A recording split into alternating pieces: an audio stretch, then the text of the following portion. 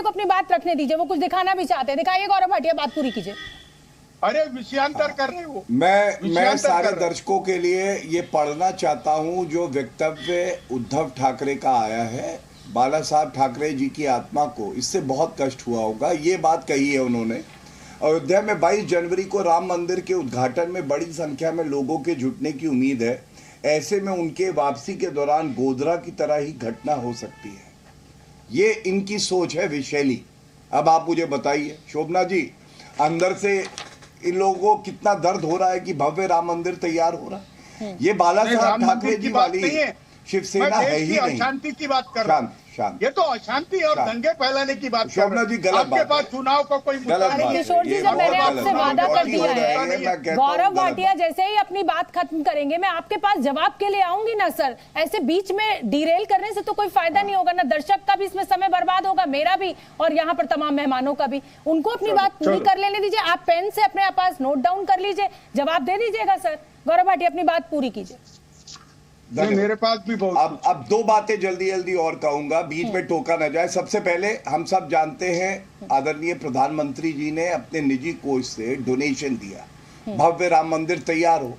यहाँ चुनौती दे रहा हूँ, अखिलेश यादव ने डोनेशन दिया क्या? अखिलेश यादव के पिताजी स्वर्गीय मुलायम सिंह यादव जी क्या कर रहे थे? वो तो कार सेवकों पे गोली चला रहे थे। मैं पूछना चाहता हूँ उद्धव ठाकरे का भी ये बता दे, मेरी जानकारी में तो नहीं है। और एक सबसे बड़ा विरोधाभास शोभना जी ये है, खुद माह पहले तक ये कह रहे थे भाजपा को श्रेय नहीं जाता है भव्य राम मंदिर का, सुप्रीम कोर्ट को जाता है।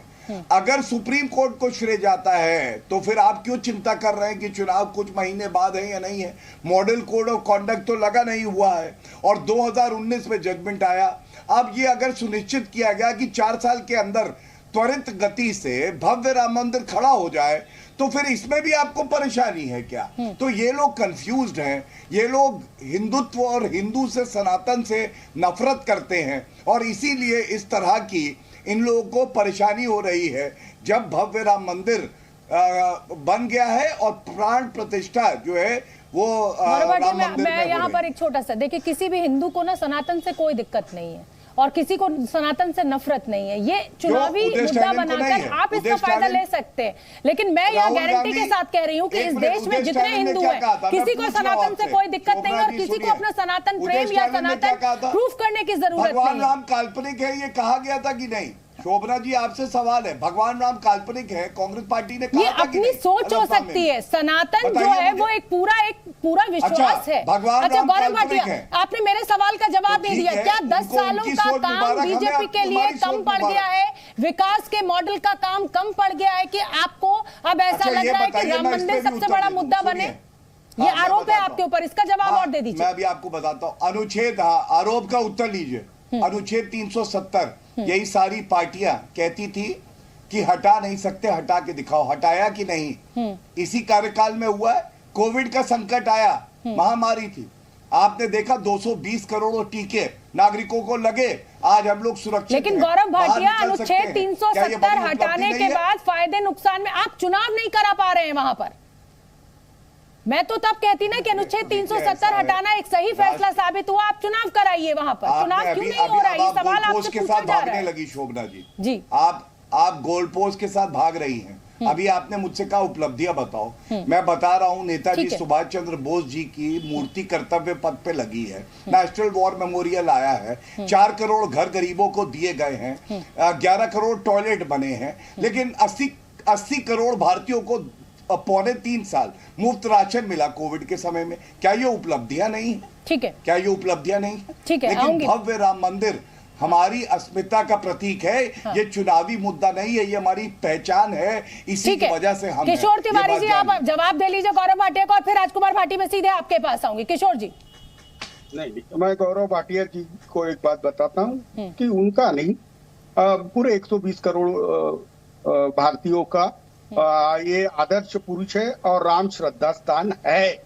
लेकिन राम मंदिर का जो मार्केटिंग आप कर रहे हो, हाँ, मुझे लगता है कि आपके विकास के दावे ऐसे खोखले हैं कि आपको ही भय लग रहा है पराजय का।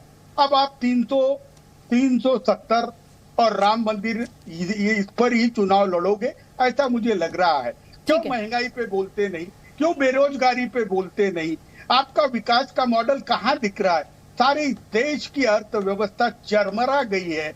उसके बाद अभी चुनाव हो जाने दीजिए, पता चल जाएगा।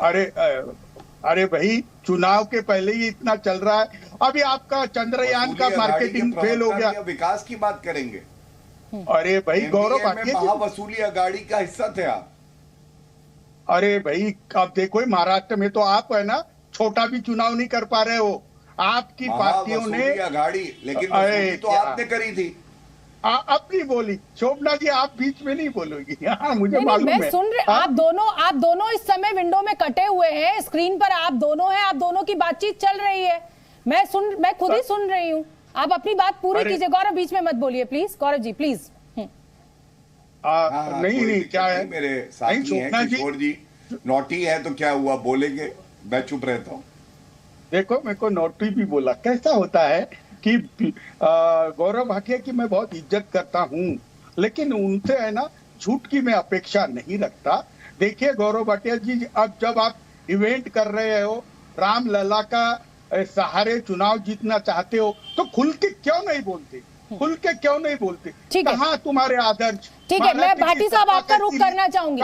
भाटी साहब, क्या और बाकी के जो मुद्दे जो लगातार विपक्ष के द्वारा, इंडिया गठबंधन के द्वारा उठाए जा रहे हैं, चाहे वो नौकरी का मुद्दा हो, चाहे वो गरीबी का मुद्दा हो, भुखमरी का मुद्दा हो, जितने भी तमाम मुद्दे हैं इस देश में जो विपक्ष को लगता है कि उस पर सरकार ने उस पर काम नहीं किया है बीते 10 दिनों में, तो क्या बीते 10 सालों में, तो क्या विपक्ष के बस का नहीं है उन मुद्दों को पब्लिक तक पहुंचाना? और इसीलिए क्या विपक्ष डरा हुआ है कि इस राम मंदिर के मुद्दे को लेकर बीजेपी जब पहुंचेगी तो वो जो बहुसंख्यक हिंदू वोट है वो सारा बीजेपी के खाते में जाएगा?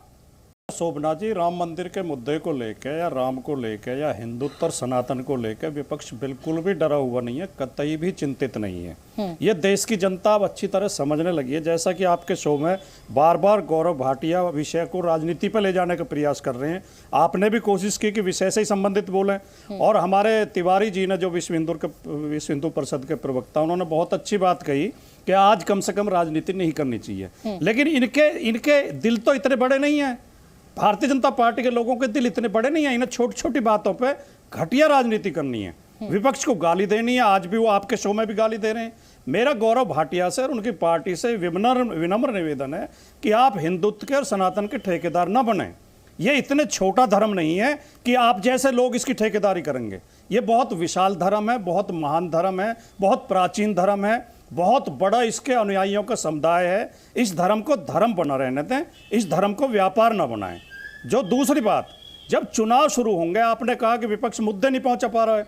विपक्ष बहुत अच्छे तरीके से मुद्दा पहुंचा रहा है। इनके एक एक प्रत्याशी से जनता गिरेबान पकड़ के पूछेगी चुनाव में कि देश का कर्जा लगातार बढ़ता गया, 55 लाख करोड़ से 200 लाख करोड़ पे पहुंच गया। शीर्ष बैंकों में काला धन लगातार बढ़ता रहा, देश में बेरोजगारी लगातार बढ़ रही है। पूरे देश में आज गुजरात के ठग घूम रहे हैं और देश छोड़ के भाग गए हैं। वो क्या कारण है कि सारे ठग गुजरात से ही निकल रहे हैं? अभी एक उत्तर प्रदेश में गिरफ्तार हुआ है, पहले एक जम्मू कश्मीर में गिरफ्तार हुआ था। लोगों का अपमान कर रहे हैं। मैं आपको रोकूंगी। गुजरात के सभी लोग ठग नहीं है, ये गलत बात है। ये बिल्कुल गलत बात है। बिल्कुल नहीं है, नहीं, बिल्कुल नहीं है। गुजरात में का नाम लेकर इस तरह की बात नहीं कर सकते। आप व्यक्ति का नाम लीजिए ना, वो कहां से आते हैं, उस पूरे राज्य के लोगों की कोई गलती नहीं है। ये गलत है। उत्तर बाद में देना, पहले प्रश्न तो हो जाए।